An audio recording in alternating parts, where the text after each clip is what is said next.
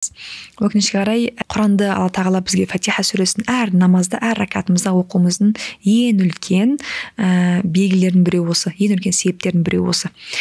Неге? Өйткені ақырет күн бар екенін мен білем, ал біреу маған есіме түсірген кезде мен оның ақиқат екенін, шындық екенін біліп тұрмын ғой, өйткені бар екенін біліп тұрмын. Бірақ мен оны маған біреу айтса, біреуден естісем, оны мен тыңдағым келмейді. Өйткені мен әдейлеп тұрып, оны мен миымнан шығарғым келіп тұр деген сөз. Ол нәрсені есіме түсіргім келіп тұрған жоқ деген сөз. Өйткені менің күнәларым соншалықты көп, ақырет күні сол нәрсе үшін сұралатынды біле тұра, мен сол нәрседен жаңағы алыс болғым келеді екен, естігім келмейді екен. Алла сақтасын. Енді қызықты бөлімге келетін болсақ, ақырет күннің атауларын айтсақ. Біріншісі әл-яумул мау'уд, яғни күтілген күн. Екіншісі яумул жама, яғни адамдардың